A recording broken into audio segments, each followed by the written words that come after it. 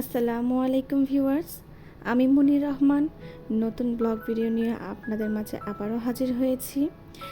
যেখানেই আছেন আলহামদুলিল্লাহ ভালো আছেন। আমিও কিন্তু আল্লাহর রহমতে অনেক ভালো আছি আলহামদুলিল্লাহ। আপনারা কে কোথা থেকে আমার ভিডিওটি দেখছেন তা কিন্তু কমেন্টের মাধ্যমে জানাতে পারেন।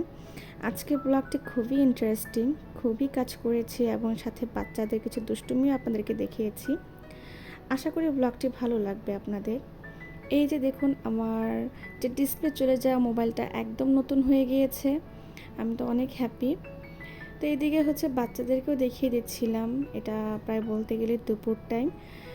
ব্লগটা খুব দেরি করেই হচ্ছে শ্যুট করা স্টার্ট করেছি, কারণ এই সারাদিন টুকিটাকি অনেক কাজই করেছি অফ ক্যামেরায়। এই যে জানালাটা দেখছেন, এটা কিন্তু আমার আম্মুর ঘরের জানালা। এটাও কিন্তু আজকে পরিষ্কার করেছি। আম্মু যাওয়ার আগে বলেছিল যে জানালার গ্রিল জানালা একটু যাতে পরিষ্কার করি।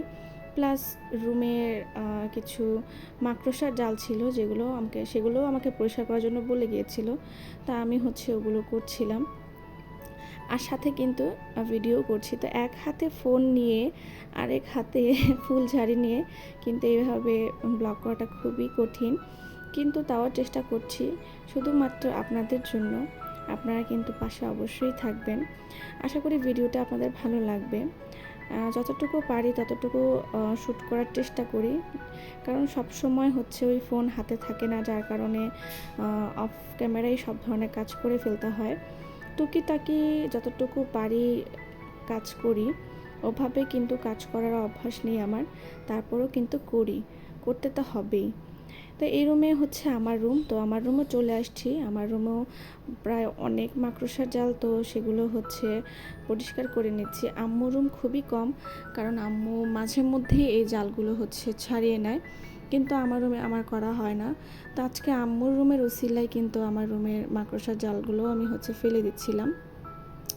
তো এই কাজগুলো না মাঝে মধ্যে করতে হয়। আমার মা বলে সবসময় রুম পরিষ্কার রাখার জন্য, আর যত বকাঝকা সেই রুম পরিষ্কারের জন্যই, অন্য কোনো কিছুর জন্য না। পরিষ্কার পরিচ্ছন্নতাটা তিনি পছন্দ করেন অনেক, কিন্তু আমি হচ্ছে তার মতো আর হইনি। আমি হচ্ছে উল্টো, আমার মধ্যে অনেক অলসতা কাজ করে। বাট যখন কাজ করতে ইচ্ছা করে তখন কিন্তু সুন্দর মতন কাজ করি এবং একসাথে অনেকগুলো কাজও করি। তো এই তো দেখে নিচ্ছেন যে আমি হচ্ছে যতটুকু পারছি ক্যামেরা হাতে নিয়ে কিন্তু করছি। তো এটা হচ্ছে বিকেলবেলা আমার বাচ্চাকে হচ্ছে নুডলস রান্না করে দিয়েছিলাম। তো ও হচ্ছে ঘুম থেকে উঠেছে, তাই বায়না ধরছিল খাবে না। এটা কিন্তু রাতের সময় আজকে রাতের ডিনার না, এটা হচ্ছে নাস্তাই বলা যায়। আমাদের জন্য হচ্ছে বিরিয়ানি পাঠানো হয়েছে। এই বিরিয়ানিটা মূলত হচ্ছে আমাদের বাড়ির নিচে কিন্তু একটা মাদ্রাসা আছে। তো ওই মাদ্রাসায় যদি কোনো ধরনের অনুষ্ঠান হয় বা কিছু হয়, তখন করি কি বাসার থেকেও হচ্ছে কিছু পরিমাণ বেশি দিয়ে দিই, যাতে আমরা ওখান থেকে কিছু শেয়ার করতে পারি।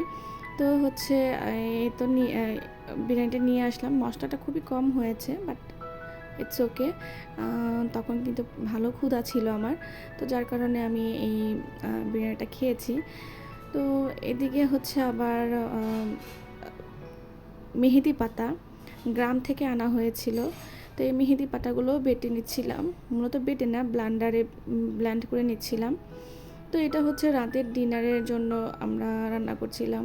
তো এই যে একটা লাউ আমার মেজো ভাই আনছে, বাট এত বুড়ো লাউটা, মানে নখও ভালোভাবে ডুবছিল না। এটা দিয়ে হচ্ছে আপনার সবজি রান্না করেছিলাম। সবজি তো সেই লাউটা সিদ্ধ হয়নি, তাই আপনাদেরকে দেখাচ্ছিলাম। তো এদিকে হচ্ছে আমার ছেলে হচ্ছে ঝাল, তারপরেও সে একটু একটু করে বিরিয়ানি খাচ্ছে। আমি তাকে মাম দিচ্ছিলাম। আসলে এমনটা না, আমার ছেলের হচ্ছে জিহ্বাতে ছোটো ছোটো ছোটো ছোটো গোটার মতো হয়েছে, সে খেতে পারে না। ডাক্তার দেখিয়েছিলাম, সে বলেছিল যে ছিলে গেছে। তো যাই হোক, তো আমার ছেলে প্লেটটা নিয়ে হচ্ছে আমার ভাইয়ের মেয়ে, দেখুন সে সবে মাত্র হাঁটা শিখছে, তো ও এই প্লেটটা নিয়ে চলে যাচ্ছে। তো রান্না করতে আসলাম, এটা রাতের জন্য রান্না করছি। তো রান্না তেমন পারি না, সেটা আমি গত ব্লগেও বলেছি। তারপরেও কিন্তু আমি টুকিটাকি চেষ্টা করি, কারণ করতে করতেই কিন্তু সবাই পারদর্শী হয়, এছাড়া কিন্তু হয় না। তো আমার মায়ের একটা কথা, যে কাজ কখনো মায়ের পেট থেকে শিখে আসে না, কাজ কিন্তু শিখে নিতে হয়। তো এই কাজটা যেখান থেকে তুমি শিখতে পারবে, যে তোমাকে শিখাবে তার কাছ থেকে তুমি শিখতে পারবা। মায়ের কাছ থেকে অনেকে শিখে যায়, অথবা কেউ শ্বশুর বাড়িতে গিয়েও কিন্তু শাশুড়ির কাছ থেকে শিখে নেয়, যদি শাশুড়ি ভালো হয় আর কি। আর যদি না হয় তাহলে তো পোড়া কপাল। যা কিছু আছে নিজ ইচ্ছায় নিজভাবে হচ্ছে হেল্প ছাড়াই কিন্তু শিখে নিতে হবে। তো এদিকে হচ্ছে সবজি রান্না করব, তো একটা মাছের লেজ আর হচ্ছে মাথার কিছু অংশ দিয়ে হচ্ছে সবজিটা রান্না করব। তো আমি এখানে যা বাসায় সব কী বলে মশলা ছিল সেগুলোই কিন্তু দিয়ে দিচ্ছিলাম। তো এখানে কষানোর জন্য দিয়েছি, কষাতে তো হবেই। আর এই পাশে হচ্ছে মাছ ভাজতেছিলাম, মাছ হচ্ছে বেগুন দিয়ে রান্না করব। এই যে সবজি কিন্তু বলক চলে আসছে, সবজিতে প্রায় কিন্তু হয়ে গিয়েছে।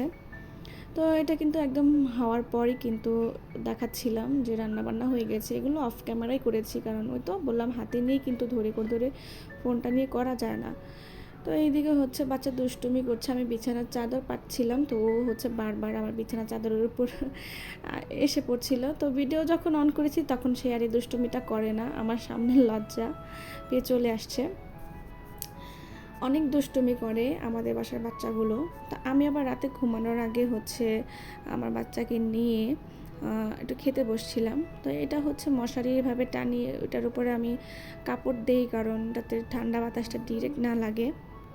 এই তো এতক্ষণ কিন্তু খুব বকবক করেছি, এখন হচ্ছে বিদায়ের পালা। আসলে আমি সারাদিনে কিন্তু অল্প অল্প ছোটো ছোটো ক্লিপ করেই কিন্তু ভিডিওটা করি। তো আপনারা ভালো থাকবেন, যে যেখান থেকে আমার ভিডিওটি দেখছেন অবশ্যই লাইক করে দেখবেন, আর যদি ভালো লেগে থাকে তো সাবস্ক্রাইবটা তো অবশ্যই করবেন। তো ভালো থাকবেন আপনারা, আল্লাহ হাফেজ।